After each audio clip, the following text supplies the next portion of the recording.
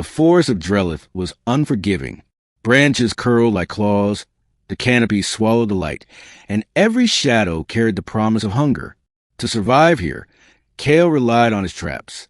Simple snares of cord and counterweight, honed through trial, error, and 1,000 scars. When the rope snapped taut that morning, Kale expected the usual, a razorback boar, maybe a sleek night stalker. What he found instead made him freeze. Suspended upside down, tangled in his snare, hung a girl, not a human girl. Her skin shimmered like opal under the filtered sunlight, an iridescent surface shifting from pale lavender to deep ocean blue, depending on the angle. Her hair floated in the air, each strand thin as gossamer, tipped with glowing motes like fireflies. Her eyes, huge, luminous, frightened, fixed on him as she twisted helplessly. She thrashed, a desperate animal caught in a cage. "Thee don't eat me." Her voice trembled in his language, but her accent carried an odd, melodic hum. Kale blinked, blade halfway drawn. "Eat you? I don't. Were you even? Humans devour my kind," she stammered, trying to curl herself away from him though the ropes pinned her arms. "I saw it in your stories. You roast flesh, gnaw bones. Please, not like that." The absurdity almost made him laugh. Almost, but her terror was too real. Her eyes were wide pools of panic, her breasts ragged. Kale had seen prey animals look like that before, the split second before they gave up struggling. "I'm not going to eat you," he said slowly, lowering the knife. "That trap wasn't for you." Her trembling paused. Suspicion flared in her gaze. "Then why bind me? Why catch me at all?" Kale sighed and stepped forward. With practiced hands, he loosened the snare.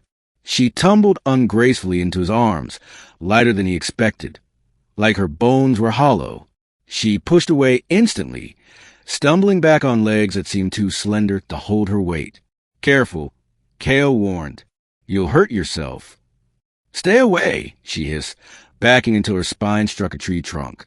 The glowing motes in her hair flared, like sparks before lightning. Kale raised both hands.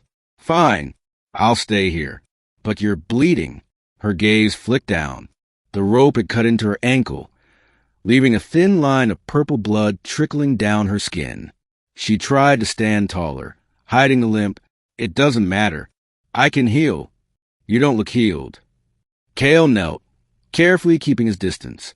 "Listen, I set traps for food. Not whatever you are. What even are you?"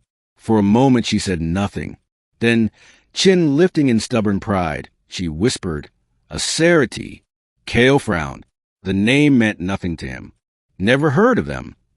"Good." Her voice hardened. "Then you'll forget you saw me." But forgetting was impossible. By dusk, Kale had returned to his campfire. He roasted a skewer rabbit, the crackling scent filling the clearing. He tried to ignore the faint rustle in the trees, the glow of pale eyes watching from the dark. Finally, he spoke into the shadows. "If you're going to keep spying, you may as well join me." A pause. Then she emerged, cautious as a wildcat. The alien girl's ankle was bandaged with leaves. Poorly. She stared at the sizzling meat with both fascination and revulsion. "See," Kale said, gesturing. "Rabbit, not Cerity."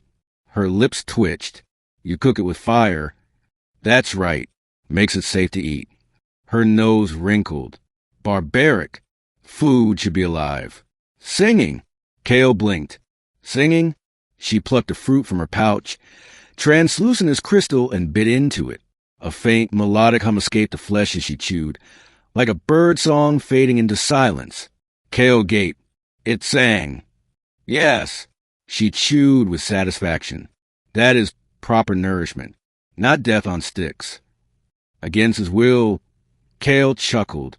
"Guess we got different appetites." Days passed. She lingered near his camp, always threatening to leave but never going far. Her ankle slowed her, and the forest was cruel. Kale offered her food. She refused meat, but sometimes accepted roasted roots or berries. Her name, she eventually admitted, was Lyra. At night, she would sit by the fire, her hair glowing softly like a constellation. She asked endless questions about humans. Why they burned things, why they slept so heavily, why their voices lacked the undertones of truth.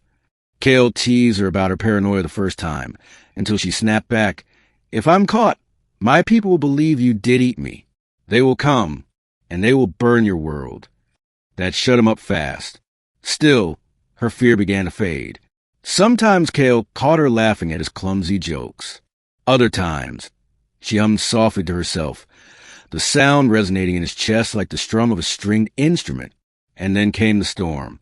It hit without warning, a black tempest sweeping through the trees, lightning splitting the sky. Kale's tent collapsed, rain pounding, branches cracking like whips. He scrambled for his gear when a scream pierced the chaos. "Kale!" He spun. Lyra was tangled in the wreckage of a fallen tree, pinned beneath splintered wood. Her glowing hair sparked frantically as she struggled. Without thought, Kale rushed in. He heaved the log aside, muscles straining, rain blinding him. She whimpered but clung to him when he pulled her free. They collapsed together in the mud.